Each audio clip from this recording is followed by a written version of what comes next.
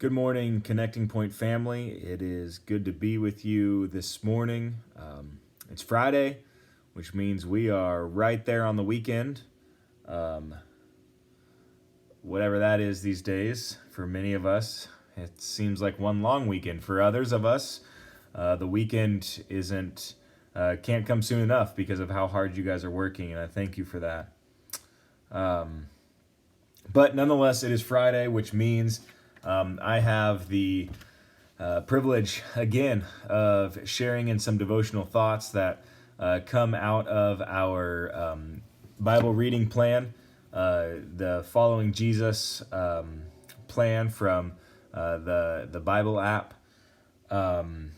Today we began our journey in Ruth. It's going to be a pretty short journey, but we began our journey in Ruth. We had some Proverbs, and we continued on in the Gospel of John. And if I'm being honest with you, this is gonna sound kind of weird, but Matthew has always been like the gospel that I don't know, enjoyed the most. My favorite of the Gospels, if that sounds okay. I love the way he structures it. I love the way it is written. I love the presence of the Sermon on the Mount. I love those set of chapters. I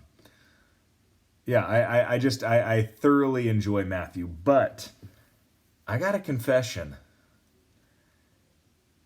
In the time that we've been spending in John over these last number of days now with our devotions, I have really come to enjoy John and appreciate John and get excited about reading John, because it just seems like there's like these little nuggets of I don't know, exciting things that are just kind of tucked away, and they're super easy to read right past.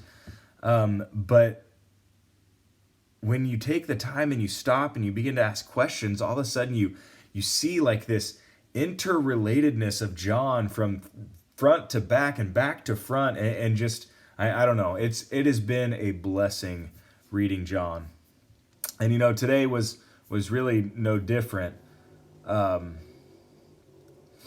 While I'm not sure that there was some crazy epiphany that occurred, I will say that as I read our devotions this morning, I was excited with this theme that seemed to emerge in my eyes as I read both Ruth and the account in John of the blind man. As we read these stories, right, we get this all too familiar story of Ruth and Naomi, and how Naomi loses her husband and then loses her two sons, and then she has these daughter-in-laws that are with her, and she's in a foreign land, and she's like, you guys don't need to follow me. You have your whole life ahead of you. Don't do this. You're going to waste your life on me. You don't need to do that. And so you have this character, Naomi, who is excessively humble and recognizing that she has nothing to offer them. And you have Orpah, the one daughter-in-law, who initially resists, but eventually says, okay, I will go back home. But then you have Ruth, who just ruthlessly denies her and says, absolutely not. I will not return. I am bound to you. And wherever you go, I go. Wherever you stay, I stay. Where you die, I will die. Your God will be my God, and your people my people. Like, she is, it's not just I am bound to you in the sense of I'm just coming with you. No, she is like, I am bound to you. You cannot separate me from you. And the thing is, as I thought about that story, is Ruth had no idea what the future had in store when she went with Naomi. In fact, in going with Naomi, I can guarantee you she, in all of the possible futures she could have planned out for herself, this was the one that literally had the most unknown variables. There's no way for her to know what's going to happen, how Naomi is going to be received when she returns home, how she's going to be taken care of, if she's going to be taken care of. what she's going to face as a foreigner coming to a foreign land without a spouse to be tied to that's tied to that land. There's just a lot of pieces that can be very difficult to overcome and to figure out without just going through time and kind of figuring out along the way. And yet Ruth still says, I am bound to you. And the thing that stood out to me here was literally, or I guess figuratively, was Ruth's blind faith.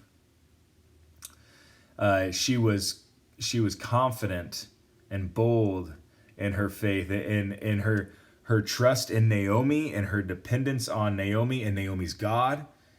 And she said, I'm going to go because I guess she didn't say because I know everything's going to be okay. But last time I checked, people don't just say, yeah, I'm going to go and I know everything's going to be messed up.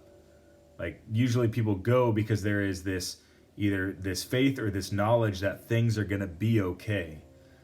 And the reason why I call it a blind faith, a figurative blind faith for her, is there is no way for her to know that. And yet she firmly and confidently goes with Naomi. And then you fast forward into the New Testament, into our passage in John with the blind man. And now we're dealing with a literal blindness. And Jesus heals this blind man. And this man has been born blind, which in that time, people would look at it, at this situation. They'd say, well, it's obviously a result of sin that exists, probably a generational sin within the family that the parents sinned, or maybe this man sinned, and because there was going to be such an egregious sin, God blinded him ahead of time. That was kind of like the reasoning to try to explain away why these things would occur. But Jesus kind of turns that on its head and says, absolutely not. What are you talking about, guys? Like, this didn't happen because of sin of his parents, and it didn't happen because of his own sin. This happened so that God's glory could shine through. And so there was this little nugget right here, right? Like, the purpose of this miracle, and really, if we were to kind of broaden that out, the purpose of miracles in general has a lot less to do with making a physical transformation in the life of an individual, although that is a huge part of it, and a lot more to do with a demonstration of the glory of God breaking into the world. And that is exactly what happened here. Is Jesus spits in the dirt, makes mud, puts it on the man's face, on his eyes, and then sends him away to wash and then to receive his sight. But the thing that I really want to look at comes a little bit later when he's being investigated by the Pharisees, right? They're like, what happened? How did this happen? You're the man that's been blind. Who healed you, right? These Pharisees are the ones that kind of have a hand in everything and make sure they know what's going on. They are in the know. They don't want things to happen that they don't know about, because it's all a control thing, right? They want to be in control. And so how can somebody heal this person and them not know about it, and not know how it happened or where it happened or when it happened? And well, they figured out when it happened. It happened on a Sabbath, which really upset them. I think, again, they're kind of missing the forest for the trees there. But anyways, so they call this blind man, well, this now seeing man who used to be blind in, and he gives a testimony of what happened, who it was, what he did, and now how he received his sight. And that didn't set well with the Pharisees. They essentially call him a liar and say this can't be. So then they call in his parents, because they're like, okay, his parents are going to tell us the truth. We don't believe this guy was ever actually blind, so we're going to talk to his parents. Well, they call his parents in, and this part didn't set well with me. I am a parent. And this part didn't set well with me, because the Pharisees ask him the question, what is this your son? Was he blind? How did this happen? And so the initial questions they answered, this is our son, and he was born blind, in fact. But then when he gets to the how did this happen, they didn't answer. They said, he is of age. Why don't you ask him? He can speak for himself.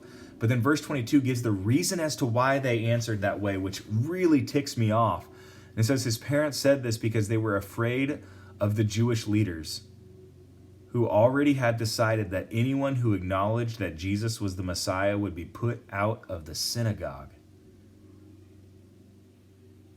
I mean, I guess in one mind I can understand their fear because this is dealing with their faith. And if you remove them from the synagogue, they are essentially being removed from their faith and removed from their God.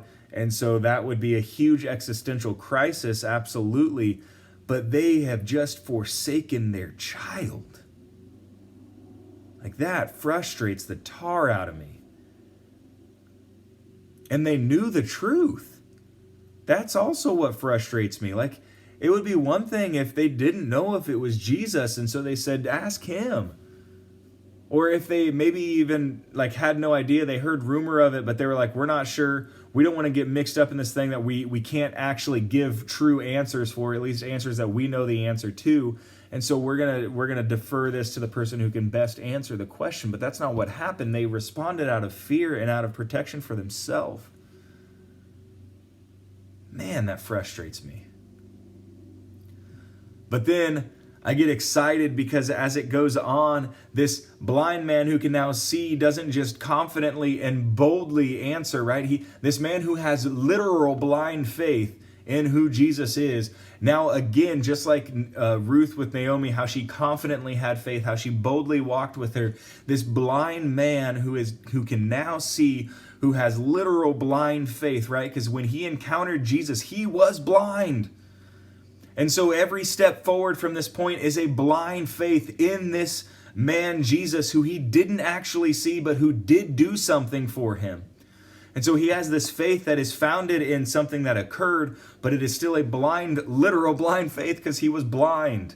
He never actually saw Jesus. But we have this, as we move on in the story away from the parents and him answering the second time, right? It says a second time they summoned the man who had been blind. And so he says, give us, the Pharisees say, give us the truth.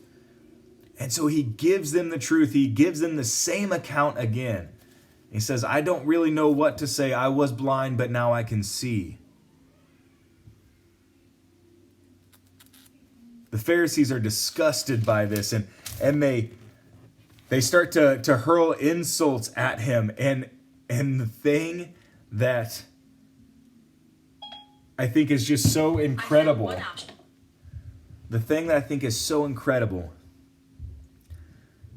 is this blind man who now sees steps up to the Pharisees, to the religious elite of the day. This man who has no business speaking to these officials. I mean, because of educational background, because of life situation, because of, just all of it. This man who has no business speaking to them stands up to them and takes them to school. They don't like it, but he does it.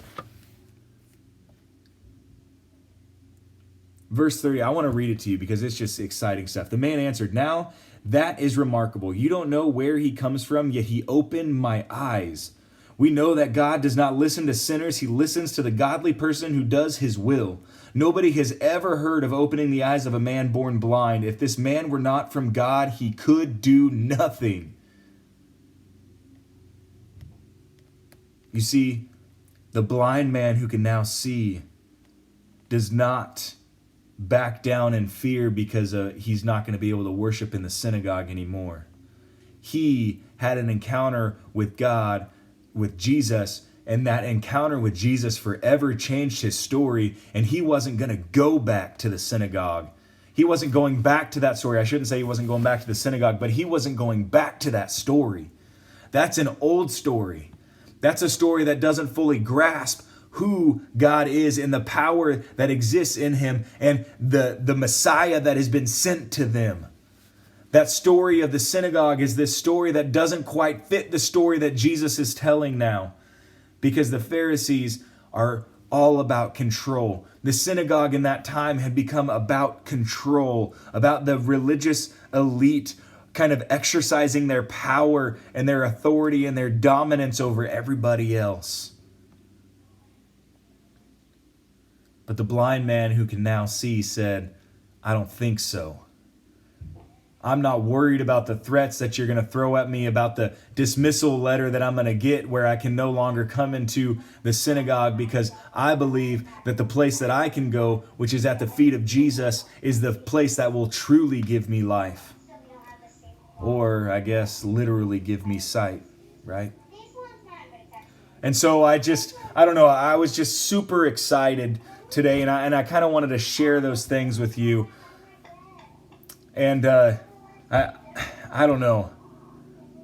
As I think about this today, and as I think about the implications for us and what this might mean for us, I recognize that, maybe we haven't had a direct encounter with Jesus like the blind man who now sees. But the faith that we are called to have is still the faith that we are called to have. Like, it's still this faith that the blind man who now sees had, and it's the faith that Ruth had. It's this, I guess, in a way, blind faith, where we fully trust in God as we take every step forward. We don't necessarily know what the future holds, but we know who holds our future, right? And so in this, maybe even this is perfect, right? In this time of uncertainty, in this time of doubt, where, not only do we have like this health concern happening, but now we have this great mistrust of many officials around us, and this kind of unease of what's going on. Now is the time that we can boldly and confidently step in faith and say, God is in control. And so I don't know what tomorrow is going to bring. I don't know what my next step is going to bring, but I know that my next step is going to be a step in faith towards God. And my tomorrow is going to be a tomorrow in faith towards God. And so it doesn't matter what it brings. I am in the hands of God. And so today I hope that you find encouragement, and you find,